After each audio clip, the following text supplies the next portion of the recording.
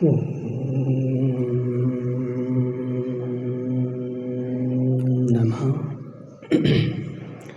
सिद्धिभ्यः।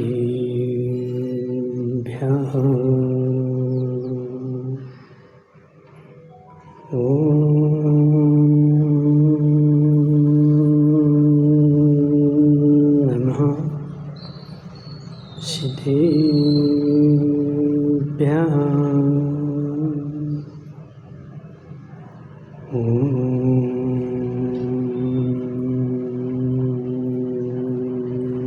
नमः सिद्धिभ्यः।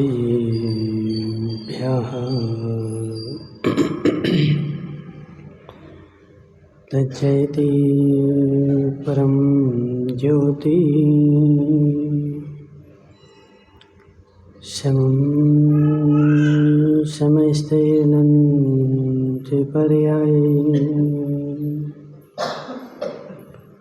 दर्पणतलविसकला प्रतिफलति पदार्थमालिका यत्र। नमो अरिहन्ताणं नमो सिद्धाणं नमो आयर्याणं नमो अज्जायाणं नमो लोहिषमिषाहुणम्। पंच परमेष्टि भगवान के अनंत सिद्ध परमेष्टि भगवान के 1008 देवादेव पारसनाथ भगवान के 1008 देवादेव सुपारसनाथ भगवान के आचार्य भगवान अमृतचंद्र स्वामी के आचार्य भगवान विशुद्ध सागर जी महाराज के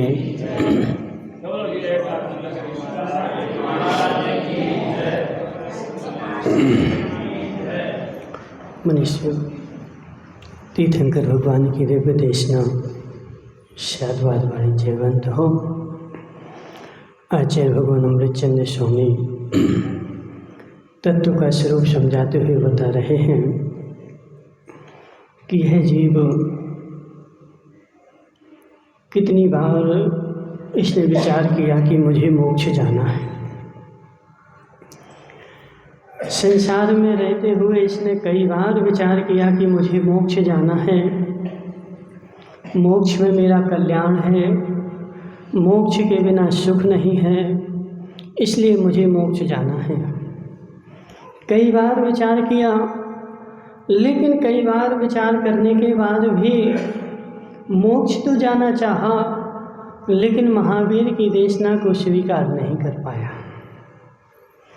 मोक्ष जाना चाहा, इसलिए देखना रमेश भाई, आज संसार में इतने गुट क्यों बनते जा रहे हैं? आज संसार में इतने पंथ क्यों बनते जा रहे हैं? आज व्यक्ति बढ़ता क्यों जा रहा है? चाहे धर्म के नाम पर हो, चाहे संप्रदाय के नाम पर हो, व्यक्ति क्यों बढ़ता जा रहा है? व्यास जी, धर्म में कमी नहीं है, हमारी सोच में कमी है। हम धर्म तो करना चाहते हैं, लेकिन अपने मन का करना चाहते हैं। मेरा मन जैसा कहेगा मैं उसी को धर्म मानूंगा, और मेरा मन यदि नहीं कहेगा तो मैं उसको धर्म नहीं मानूंगा, और उस मार्ग पर मैं नहीं चलूँगा। मेरे अनुसार काम हो तब तो अच्छा है, और मेरे अनुसार ना हो तो अच्छा नहीं है। व्यास जी समझना, आज व्यक्ति ने महावीर की देशना को, वस्तु के तत्व को, उसको तो बेचारे ने खूंटे पे टांग दिया है। समझना, आज कौन कौन आगम को उठा के पढ़ता है? गौरव भाई, तुमने कितनी पुस्तकें पढ़ ली हैं? कुछ भी नहीं पढ़ा। ओहो, नीतेश हितेश, क्या नाम तुम्हारा? प्रिंस भाई, तुमने कितनी पुस्तकें पढ़ ली? थोड़ी बहुत पढ़ी ना। गजराज भाई, तुमने कितना आगम पढ़ लिया? कुछ भी नहीं पढ़ा। हो, अब समझना DK जैन साहब, आज व्यक्ति ने महावीर की देशना को तो बंद करके और अलमारी में बंद कर दिया है, पैक कर दिया है, उसके मात्र वो दर्शन ही करता है, खोल के आज तक देखता नहीं है और खोल के देखा नहीं है, और फिर भी बोलता है कि मुझे मोक्ष जाना है। रमेश भाई, वो तो बात ऐसी हो गई कि बेचारा बोलता है कि हमें बम्बई जाना है और आज ही जाना है, लेकिन मैं वाहन में बैठूंगा नहीं। तो फिर क्या उपाय हो सकता है राजेश भाई? एक काम करो, 2 पंख लगा लो, फिर तो यही उपाय बचा ना कि तुम्हें बम्बई तो जाना है और वाहन में बैठना नहीं है। तो वाहन में नहीं बैठना है और मुंबई जाना है, तो फिर एक काम करके आओ कि पंख लगा लो और उड़ के चले जाना। तो इस काल में पंख लगाना संभव है नहीं है और तेरा मोक्ष मार्ग होना संभव है नहीं है।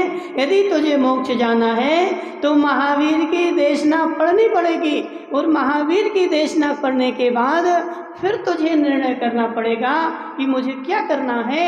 लेकिन हम महावीर की देशना तो पढ़ते नहीं हैं, लेकिन निर्णय करने बैठ जाते हैं। गौरव भाई, तुम्हारा वो मित्र कहाँ गया? जम्बू नहीं आया? क्यों? समझो जरा गौरव भाई, पहले सोचो तो जरा, पहले विचारो तो जरा कि मैं क्या कर रहा हूँ, मैं किस दिशा में जा रहा हूँ। जिस बेचारे ने आज तक मिश्री नहीं खाई, वो बेचारा क्या जाने मिश्री कैसी होती है, और बेचारा दूसरे को। महावीर भाई भैंसोड़गढ़ वाले, रिकल भैंसोड़गढ़ वाले बोल रहे थे, बोले महाराज मिश्री खाने से मर जाते हैं। रमेश भाई बोले मिश्री खाने से मर जाते हैं, क्यों? बोले तुमने खाई क्या? नहीं, हमने तो नहीं खाई, हमने तो नहीं खाई, लेकिन ऐसा हमने सुना है कि मिश्री खाने से मर जाते हैं। और बेचारे ने पूरे विश्व में हल्ला कर दिया कि मिश्री खाने से मर जाते हैं, कोई मिश्री नहीं खाना, पहले खा के तो देख। जब तक मिश्री नहीं खाए तब तक तू क्या निर्णय जाने कि मिश्री का क्या स्वाद है और मिश्री में क्या आनंद है। अभी तो तुम वो काला कलूटा गुड़ ही खा रहा है। ठीक है जैन साहब, गुड़ खाने वाला मिश्री का स्वाद बता सकता है? अजित भाई, गुड़ खाने वाला मिश्री का स्वाद बता सकता है? नहीं बता सकता है। क्यों? क्योंकि गुड़ में मिश्री में अनंत अंतर है। ऐसे ही भोग भोगने वाला जिनवाणी का आनंद क्या जाने।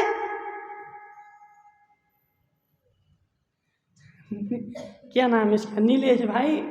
भोग भोगने वाला जिनवाणी का आनंद क्या जाने। जिसने मात्र आज तक खारा पानी पिया है वो क्या जाने अमृत का स्वाद कैसा है। एक बार जो अमृत का स्वाद ले ले फिर वो जीवन भर कभी खारा पानी नहीं पिएगा। एक बार जिसको जिनवाणी का आनंद आ जाए फिर उसको भोगों का आनंद भी फीका लगने लगेगा। रमेश भाई, सत्य है कि नहीं? देखो आ गया बेचारा। आगे आगे बैठो ना, पीछे क्यों बैठ रहे? आगे आ जाओ। सुनो जम्बू भाई, तुम्हारी चर्चा चल रही थी, बैठ जाओ शांति से। सुनो जरा,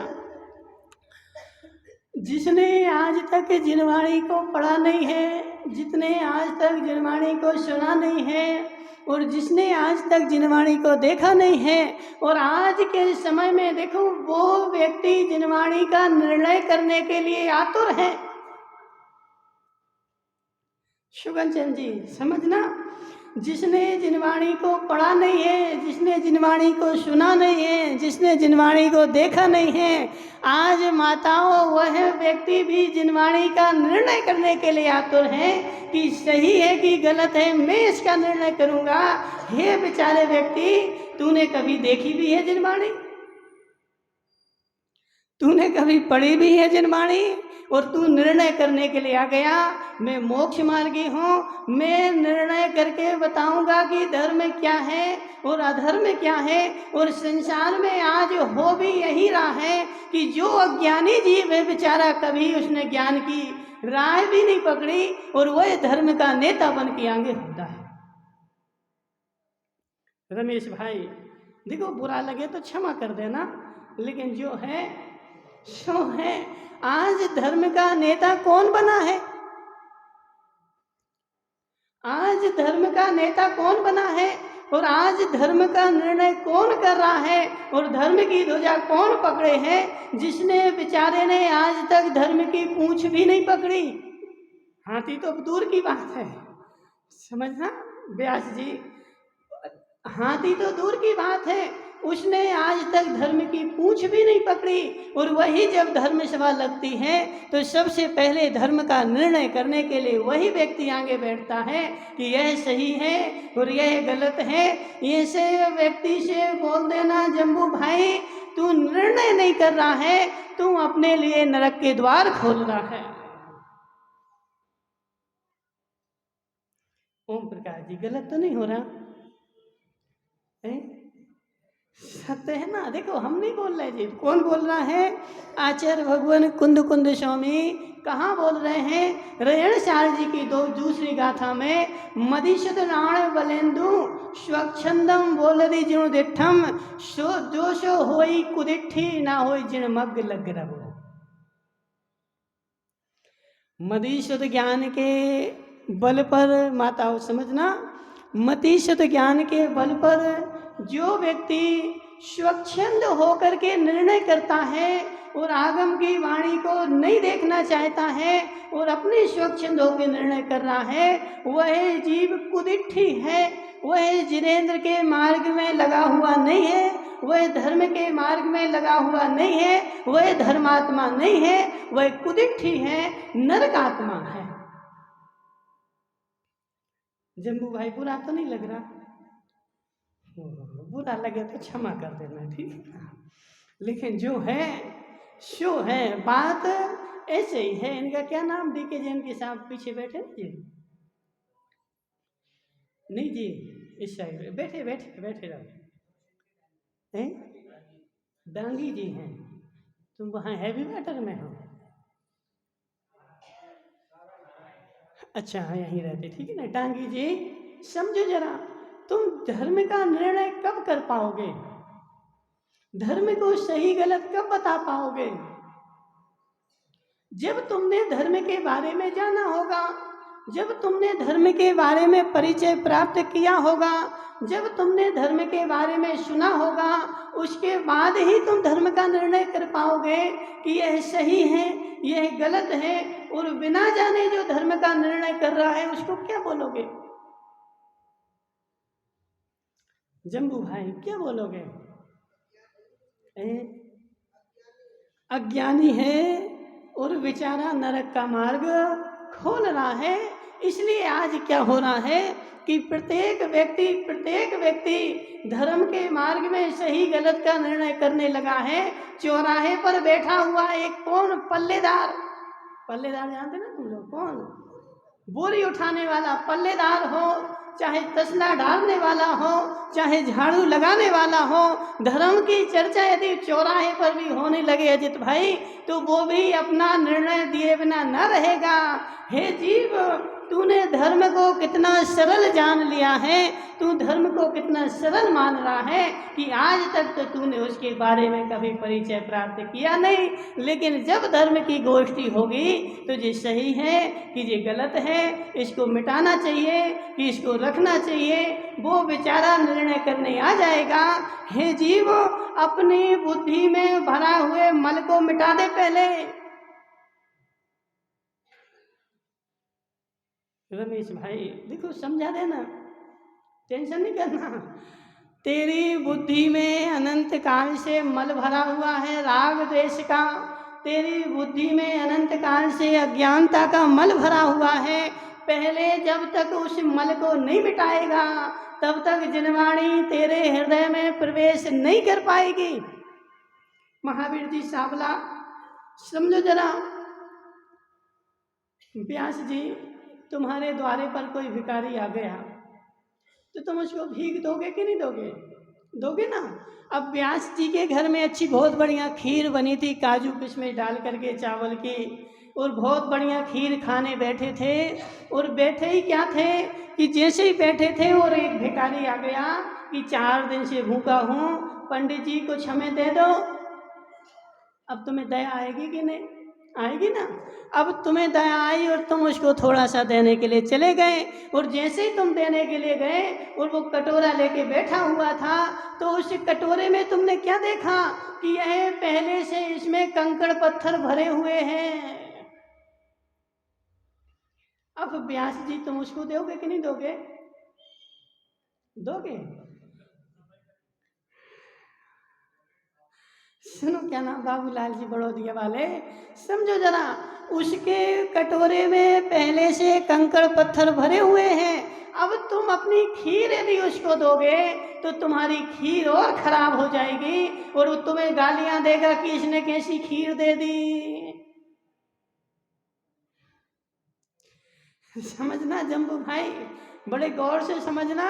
और आज हो यही रहा है, व्यक्ति के मस्तिष्क में पहले से मल भरा हुआ है, राग देश का मल, अज्ञानता का मल पहले से भरे हुए हैं, और वह जिनवाणी भी सुनता है तो उस मल से उसकी मलिन हो जाती है, और वह सुनाने वाले को दोष देता है कि इसने ऐसी ऐसी बोली, इसने ऐसा ऐसा बोला, तेरा पात्र ही खराब है। राजेश भाई, पहले पात्र की सफाई तो करो, पात्र की सफाई तो करो। सुनो नीलेश भाई, जब तक पात्र साफ नहीं होगा तो ये बताओ कि खीर का स्वाद आ सकता क्या? खीर का स्वाद आ सकता क्या? गौरव भाई, तुमने खाई कभी खीर? खाई है? कब खाई थी? बहुत दिन हो गए। हो, देखो बेचारे को खीर भी नहीं मिलती, बहुत दिन हो जाते। राजेश भाई, समझो जरा क्या महिमा है। बेचारा देखो दिन भर कमाता है, देखो बाबूलाल जी बुरा नहीं मानना, अब जो है सो है, दिन भर कमाता है और रोज शाम को जाता है तो देवी रोटियां रख देती है, उसको खीर भी नहीं मिलती। और हम बिल्कुल भी नहीं कमाते और जब जाते तो खीर ही खीर मिलती है। समझो माता, समझो ओम प्रकाश जी, तुम्हें जिंदगी भर हो गई खीर मिलती रोज। तो देखो 10 लक्षण पालन करती बेचारे। गौरव भाई, ऐसे ही है, जिंदगी भर खूब कमाओ, दिन भर खूब कमाओ, लेकिन तुम्हें मिलेगा क्या? वही रोटियां मिलेंगी, तुम्हें खीर मिलने वाली नहीं है। तुम कमा कमा करके कितने ही रखते जाओ। समझो जरा, वो बेचारा क्या बोल रहा, महाराज बहुत दिन हो गए जब खाई थी खीर। अजित भाई देखो, फिर भी बेचारे को लज्जा नहीं आती कि मैं रोज कमाता हूँ फिर भी हमें खीर नहीं मिलती, और महाराज बिल्कुल भी नहीं कमाते जबकि उनको खीर ही खीर मिलती है। क्या क्या मामला है? तो समझो जरा गौरव भाई, वह खीर भी जो तुमने खाई है, उस खीर का स्वाद भी तभी आएगा जब तुम्हारा पात्र स्वच्छ होगा। यदि तुम्हारे पात्र में कंकड़ पत्थर भरे हुए हैं, खीर 100 टंच की थी, बिल्कुल 100% शुद्ध थी, उसमें मावा, काजू किशमिश बादाम पिस्ता डीके जैन सब भरे हुए थे, लेकिन वह खीर तुम्हारे कंकड़ पत्थर में जैसे डाली, उस खीर का सत्यानाश हो गया। भोजराज भाई समझना, अभी कोई आचार्य वीर सेन स्वामी क्या बोल रहे थे?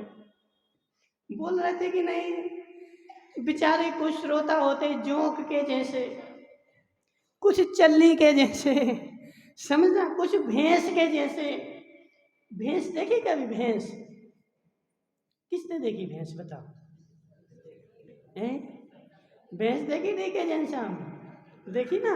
भैंस कब पानी पीती है? पानी पीते नहीं देखा भैंस को? कब पीती पानी? वो जम्बू बताएगा, जम्बू के घर में भैंस है ना। जम्बू भाई, तुम कभी भैंस को चराने ले गए कि नहीं ले गए? ले गए ना। अब कभी तालाब के पास ले गए? कभी नहीं ले गए। अपने आप तो चली जाती है ना, लेकिन जब वो तालाब के पास गई थी तब तुमने उसको देखा था कि नहीं? देखा था ना, क्या कर रही थी अब बताओ? अंदर जाती, फिर क्या करती है? बैठ जाती है, फिर क्या करती है?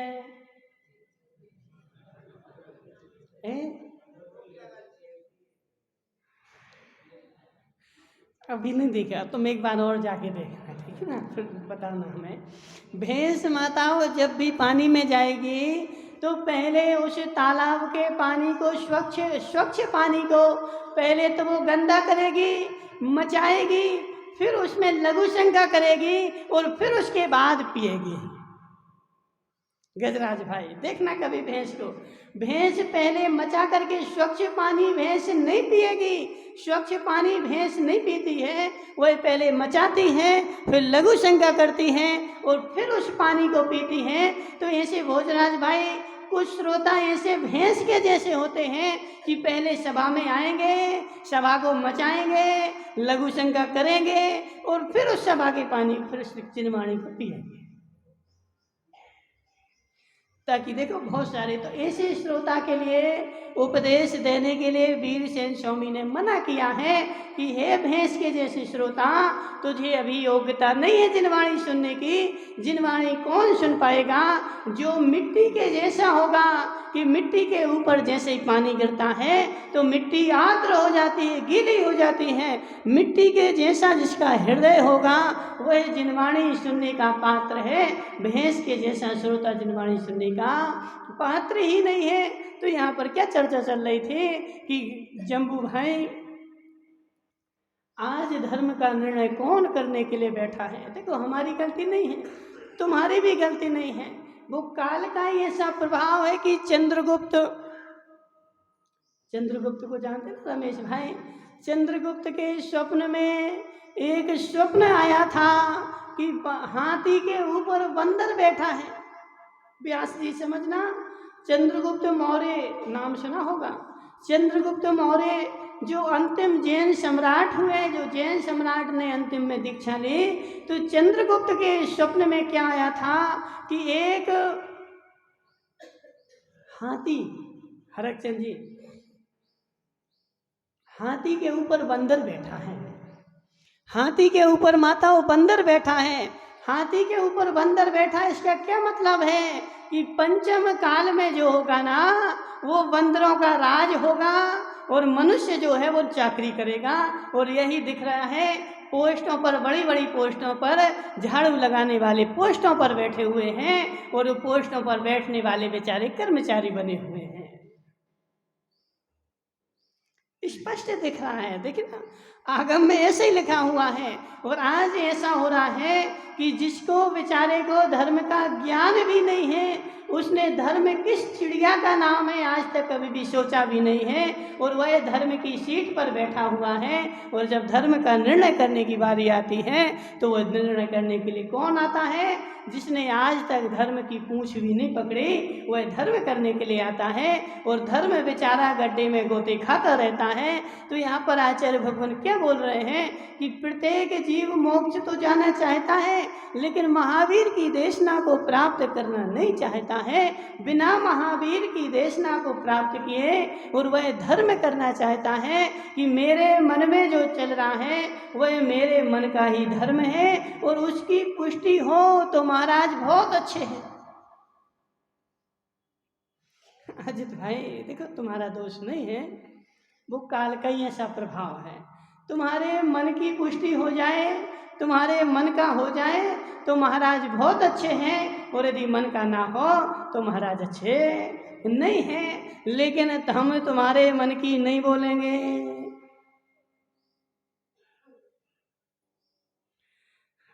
समझना नीलेश भाई, यदि तुम अपने मन की सुनने के लिए आए हो तो तुम गलत स्टेशन पे आ गए हो। गलत स्टेशन अपना बदल लो। यदि तुम मन की सुनना चाहते भैंसोड़ गलवाड़े महावीर भाई, तो तुम गलत स्टेशन पर आए हो, तुम्हें अपना स्टेशन बदलना पड़ेगा। हे जीव, तुम दूसरे स्टेशन पर चला जा, यहाँ मन की मिलने वाली नहीं है, यहाँ तो जिन की मिलेगी। किसकी मिलेगी बोल रमेश भाई? जिन की मिलेगी, मन की 1% भी मिलने वाली नहीं है, जिन की मिलेगी। और इस काल कोई दोष नहीं है, ये त्रिकाल में भी होता है। पारसनाथ को देख लो ना। राजेश भाई, कमठ को जानते हो तुम? कौन था कमठ? तुम राजेश थोड़ी हो। राजेश से पूछ रहे, राजेश भाई कमठ कौन था? देव था। देव था कमठ? नहीं पता है। जम्बू भाई कमठ कौन था? सुनो वो क्या नाम, गजराज भाई, कमठ और मरुभूति दोनों सगे भाई थे, सौतेले नहीं थे, और दोनों ने एक माँ के पेट से जन्म लिया था। लेकिन दोनों के एक माँ के पेट से जन्म लेने के बाद भी दोनों के विचार भिन्न भिन्न थे। एक उत्तर की ओर जाता था तो एक दक्षिण की ओर जाता था। अब इसमें किसकी गलती है? माँ की? व्यास जी, किसकी गलती है? एक माँ के पेट से दो बेटों ने जन्म लिया, एक का नाम कमठ रखा गया, एक का नाम मरुभूति रखा गया। जो मरुभूति था वह धर्मात्मा, पूर्ण, सात्विक, मंद कसाई, उज्जवल परिणामी, जब भी सोचता था तो अच्छा अच्छा ही सोचता था। और जो कि कमठ था वह जब भी सोचता था तो उल्टा उल्टा ही सोचता था, कभी भी उसके मस्तिष्क में अच्छे विचार आते ही नहीं थे। किसकी गलती? अजित भाई, किसकी गलती? माता की? किसकी गलती? बेचारे की स्वयं की गलती है, और स्वयं की गलती तो उसने जीवन में कभी मानी नहीं, दूसरे को ही दोष देता रहा। और राजा ने जो था मरुभूति को राजपद पर बैठा दिया, और कमठ को जो था घर पे रहने दिया कि तुम घर के लायक ही हो, तुम राज के लायक नहीं हो। मरुभूति को राज पे बैठा दिया, और वह कमठ जो था वह अंदर अंदर में उससे जलने लगा। किसकी गलती? जलने वाले जलना, रमेश भाई समझो तरह, जलने वाले जलना नहीं छोड़ेंगे। लेकिन जम्बू भाई, जलने वालों से बोल देना कि हे जलने वाले, तू जल ही पाएगा, राख हो जाएगा, लेकिन राख कुछ नहीं पाएगा। जलने वाला जल ही पाएगा, जल ही जाएगा, राख हो जाएगा, लेकिन राख कुछ नहीं पाएगा। वह जलने वाला बेचारा दूसरे के ऊपर जिंदगी भर जलता रहेगा कि यह ऐसा कर रहा है, ऐसा कर रहा है, ऐसा कर रहा है। तुझे क्या मिल गया? तेरा तो अंतर स्थल जल गया। रमेश भाई, ऐसे लोगों की संख्या ज़्यादा है जो दूसरों के ऊपर जलते रहते हैं, लेकिन स्वयं के ऊपर झांक करके नहीं देखते हैं। तो यह इस काल में ज़्यादा नहीं, पारसनाथ के सामने भी थे जो साक्षात तीर्थंकर, कि पारसनाथ जो अवधि ज्ञानी, मना परे ज्ञानी, केवल ज्ञानी, पांचों ज्ञान जिनके पास है, उन वो भी अपने जलने वालों को नहीं रोक पाए। तो जम्बू भाई, मेरी क्या ताकत है कि मैं तुम्हें रोक दूं?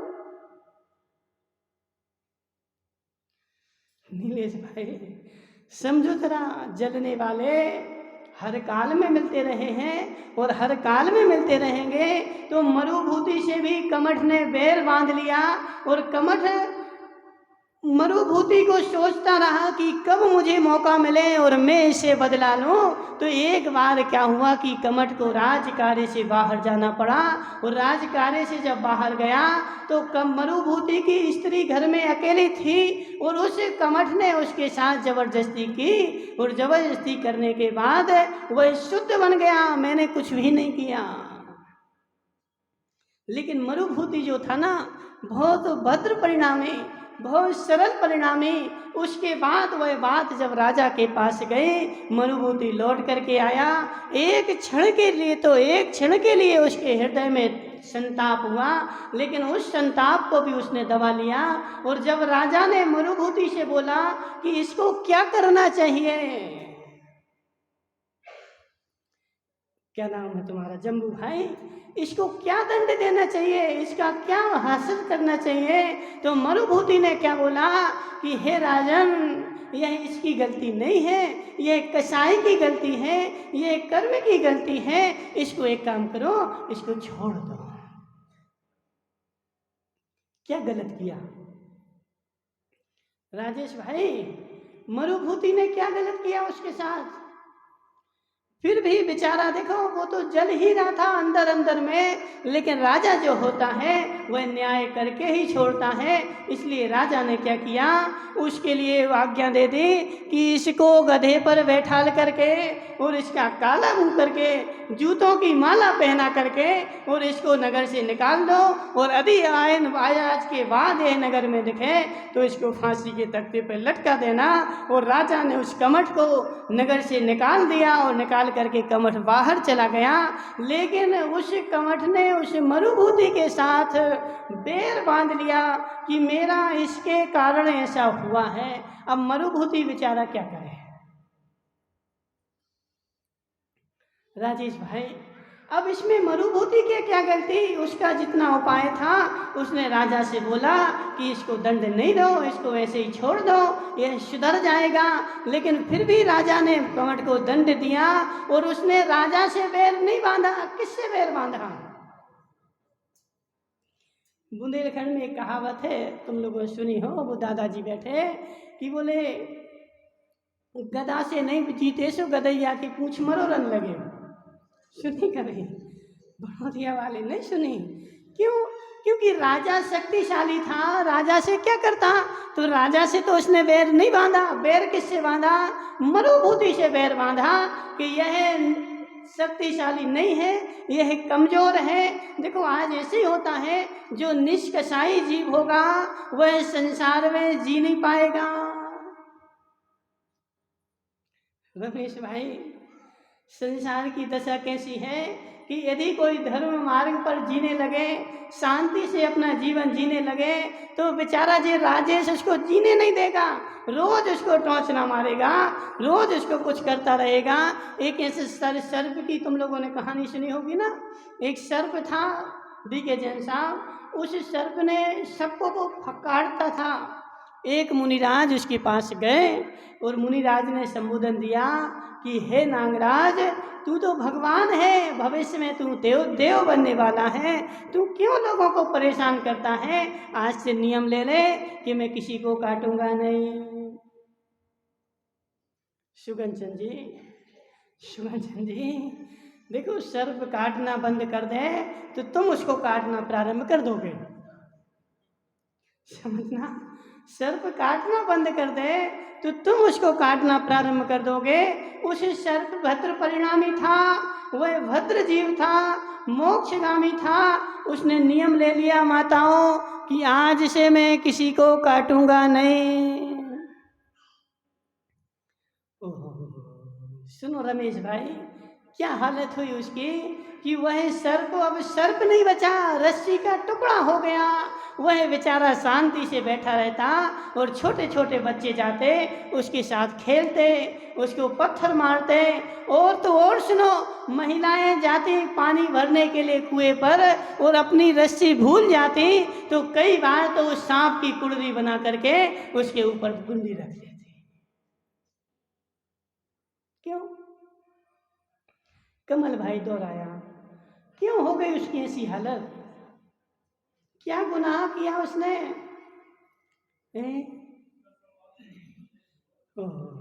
उसने काटना छोड़ दिया, उसने कसाई छोड़ दी, उसने सरलता धारण कर ली।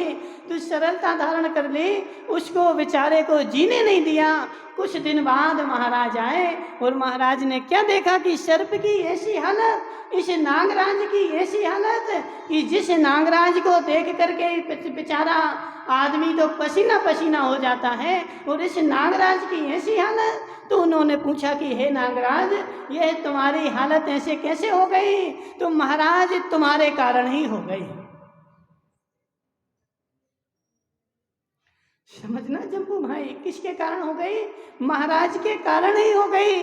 तुम मुझे नियम दे गए, वरना यह क्षुद्र प्राणी यह तो मुझे 1 किलोमीटर दूर से देखता था, मेरे पास आना तो ठीक है, मेरी गली से भी नहीं गुजरता था। यह शुद्ध प्राणी, तुमने मुझे नियम क्या दिया? मेरी हालत खराब हो गई। बोले कैसे हो गई? बोले लोग मेरे साथ खेलते हैं, तो बोले तुमने नियम दिया था ना काटना नहीं। तो महाराज भी होशियार थे, तो ऐसे थोड़ी थे। बोले हमने काटने का नियम दिया था, फुसकारने का थोड़ी दिया था। देखिए जैन साहब, समझे जरा, मैंने काटने का नियम दिया ना कि तुम किसी को काटना नहीं। ये कब कहा कि तुम फुसकारना नहीं? तुम्हारे तो फुसकारने मात्र से ही व्यक्ति जो है ना कोसों दूर भाग जाएगा।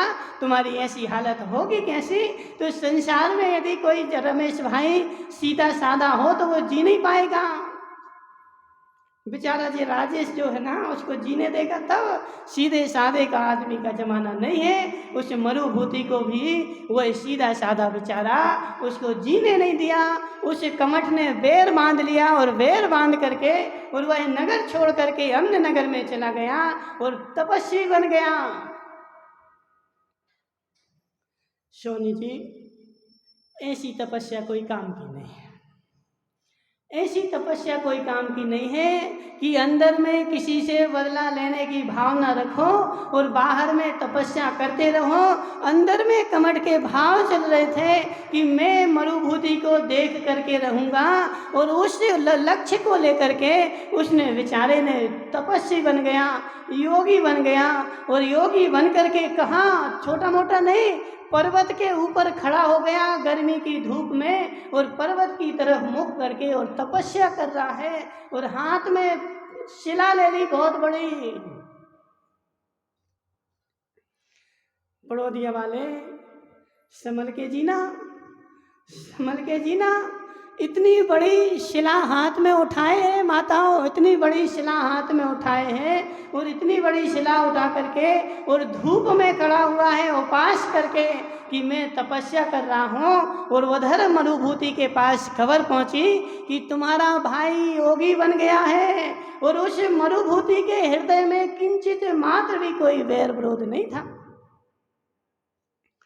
मरुभूति के पास किंचित मात्र भी कसाय नहीं थी। उसके पास तो मतलब उल्लास भाव आया कि मेरा भाई जो है ना तपस्वी बन गया है और वह तपस्या कर रहा है। उसने राजा से जा करके बोला कि हे राजन, मेरा भाई तपस्वी बन गया है, मैं उसके दर्शन करना चाहता हूँ।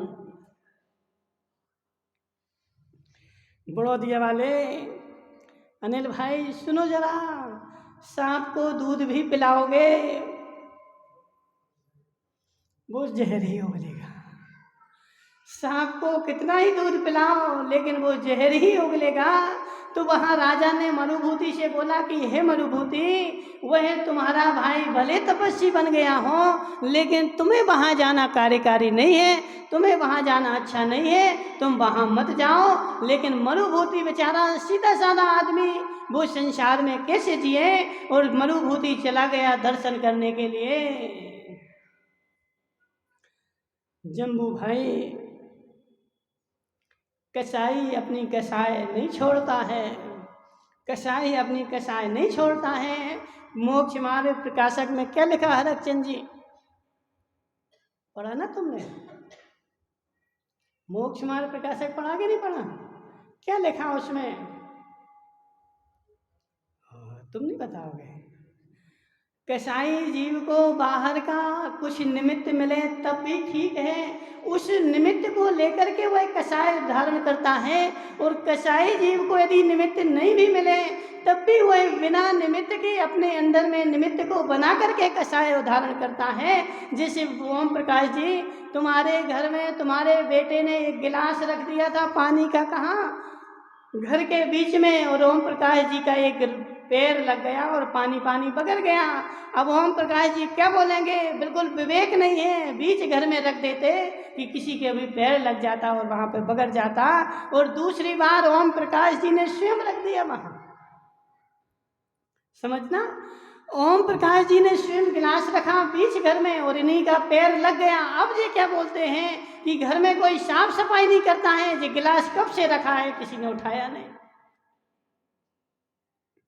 कसाई देखना, कसाई जीव की ऐसी परिणति है व्यास जी, कसाई जीव की ऐसी परिणति है कि चाहे पत्थर से सिर मारो तब भी सिर फूटेगा, और चाहे सिर में पत्थर मारो। राजेश भाई असत्य तो नहीं हो रहा, देखो सत्य बताना। ये बताओ कि सिर में पत्थर मारोगे कि पत्थर में सिर मारो, कि पत्थर कब फूटेगा?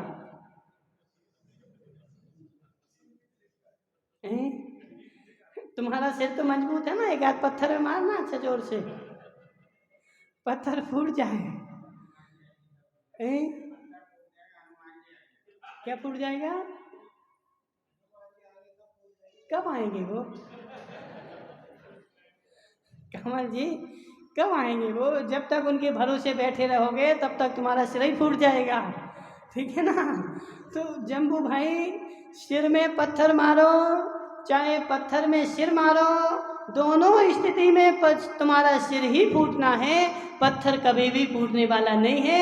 ऐसे तुम कसाई के पास जाओ या ना जाओ, वह कसाई तुमसे बैर बांध के ही रहेगा, उसको बैर मात्र बांध नहीं है। तो मरुभूति के साथ उसने बैर बांध लिया, लेकिन मरुभूति, माताओं तुम लोगों ने पारस पुराण नहीं पढ़ा? पढ़ा है? क्या बोला मरुभूति ने जाकर के?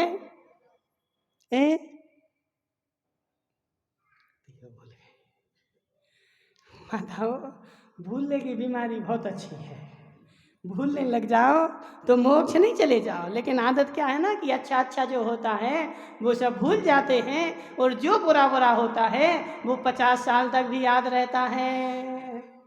रमेश भाई, इस स्थिति को देखो, सुधार लो, बुरा बुरा जितना हो सब भूल जाओ, और जितना अच्छा अच्छा हो उसको मस्तिष्क में रख लो, तो तुम्हारा कल्याण का मार्ग प्रशस्त हो जाएगा।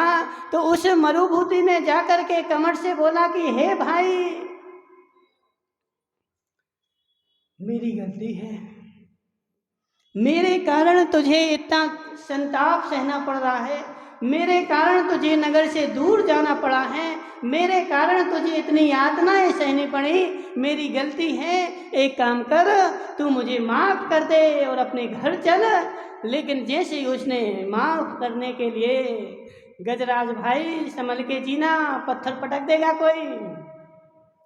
जैसे ही उसने माफ़ कर दे, सिर झुका करके उसको नमस्कार किया, वह शिला हाथ में लिए ही था, और वह शिला उसने उसके ऊपर पटक दी कि यह मेरी दुर्दशा का कारण यही है, और उसने वह शिला पटक दी, और वही मरुभूति का राम नाम।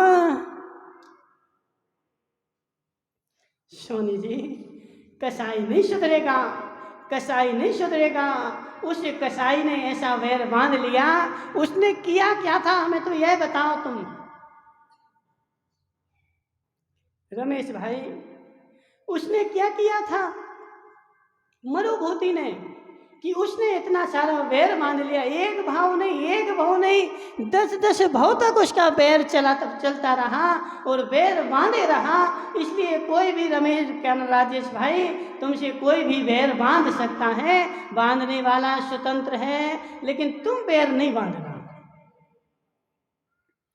मरुभूति ने वैर नहीं बांधा था, इसलिए मरुभूति आज पारसनाथ बंधे हैं, और कमठ ने बेचारे ने वैर बांधा था, और वह वैर बांधने वाला कमठ अनंत संसार में घूमता रहा।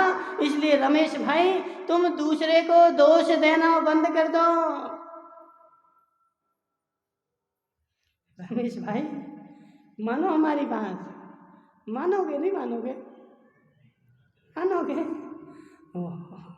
आज से तुम एक नियम ले लो, मैं दूसरे को दोष नहीं दूंगा, अपने दोष देखूंगा। दूसरे को दोष देने से क्या होगा? दूसरे के दोष देखने से क्या होगा, मेरी दुर्गति का बंद अवश्य हो जाएगा, लेकिन दूसरे में कोई भी परिवर्तन नहीं आएगा। इसलिए जम्बू भाई यहाँ पर आचार्य भगवान वही बोल रहे हैं कि हे जीव, तुझे मोक्ष जाना है क्या? अनिल भाई, मोक्ष जाना है क्या? हाँ ना तो बोलो, नहीं? कब जाना है?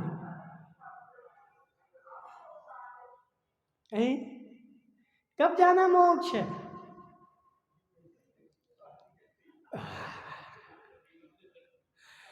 मोक्ष जिसको जाना है जम्बू भाई, सुनो जरा, मोक्ष जाना है तो जिनवाणी उठा करके देखनी पड़ेगी। और जिनवाणी में जो मोक्ष का मार्ग लिखा हुआ है, जिनवाणी में जो मोक्ष का मार्ग बताया हुआ है, भगवान की देशना में जो मोक्ष का मार्ग खिरा हुआ है, भगवान की देशना में जो तत्व की देशना खिरी हुई है, उस सारी देशना को पहले स्वीकार करनी पड़ेगी। लेकिन वह स्वीकार कब होगी? जब अपने वर्तन को मांजोगे। रमेश भाई, अभी तक तो हम क्या कर रहे हैं? वो एक कंकड़ पत्थरों में बेचारा अच्छी अच्छी खीर मिला करके खा रहा है, लेकिन उसको स्वाद नहीं आ रहा है। इतनी सारी खीर बनाई, लेकिन बेचारे ने कंकड़ पत्थर में मिला दी और कंकड़ पत्थर का स्वाद आ रहा है। तो जिनवाणी का स्वाद कब आएगा जम्बू भाई? जब अपने मस्तिष्क में भरे हुए उन कंकड़ पत्थरों को फेंकोगे। फेंकोगे कब फेंकोगे? अच्छा, थोड़े कहाँ फेंक रहे हैं?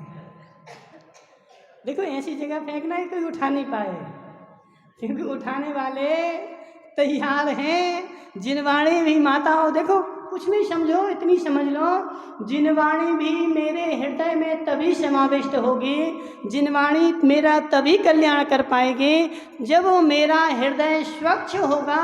और स्वच्छ हृदय में जिनवाणी जाएगी तो मेरे कल्याण का साधन बनेगी। और अस्वच्छ हृदय मेरी जिनवाणी जाएगी तो वह कमठ के जैसे क्रोध का ही कारण बनेगी, द्वेष का ही कारण बनेगी और जलन का ही कारण बनेगी। वह बेचारा अच्छा नहीं सोचेगा, मात्र जिनवाणी को देख करके जलना ही प्रारंभ करेगा।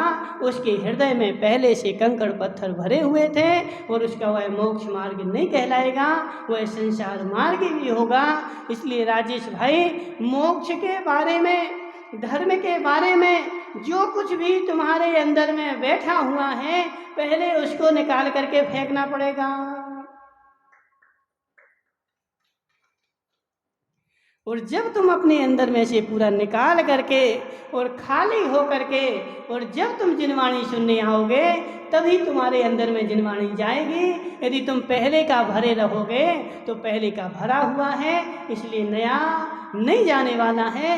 यदि नया जान चाहिए है और मोक्ष पर चलना है तो पहले की सारी तुम्हारी जो दुर्गति है, जो तुम्हारा गंदापन है, मेल है, राग है, द्वेष है, इन सब को छोड़ दो और फिर जिनवाणी को उठा करके देखो और जो जिनवाणी में लिखा हुआ है वह अपने हृदय में धारण कर लो तो तुम्हारा कल्याण नियम से होगा। और जब तक पहले का भरा रहेगा अजित भाई, तब तक तुम्हारा कल्याण का मार्ग नहीं सुलझ सकता। जो भी तुम डालोगे वो सब खट्टा हो जाएगा। माताओं, तुम लोगों ने कभी दही जमाया? दही नहीं जमाया? ओहो, किससे पूछे? वो आज वो नहीं, चंद्रकांता बाई चले गए, वो होशियार हैं, उनको सब पता है, समझना। इनसे पूछे, राजेश की अम्मा से। राजेश की अम्मा, तुम्हारे घर में कभी दूध आया? दूध आया? दूध कभी तुम्हारा दूध फट भी गया होगा? फट गया था? तो जब दूध फट गया था तो तुमने क्या किया था? उस दूध को फेंका था कि नहीं? फेंक देती ना। तो जो खट्टा हो गया था उस बर्तन का दूध फेंक दिया और उस बर्तन को रख लिया और उसी में नया दूध ले लिया।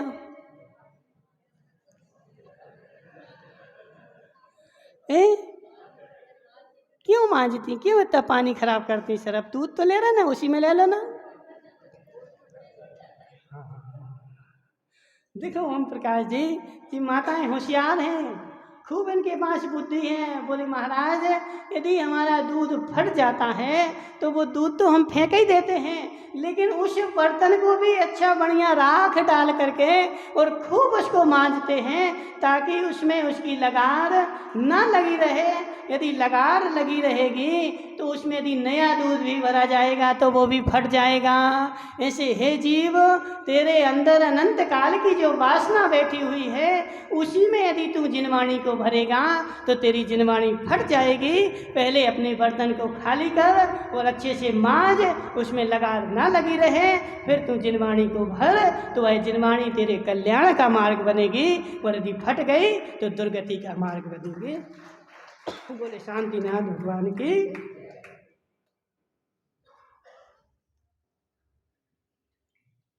बोले 108 बोले श्री सिद्ध सागर जी महाराज की। बाहर से पधारने वाले मानवताओं के लिए आज के भोजन की व्यवस्था श्रीमान पार्वती सावला की यहाँ रखी गई। आतिथ्य स्वीकार का अनुग्रहित करें। जिनवाणी स्तुति।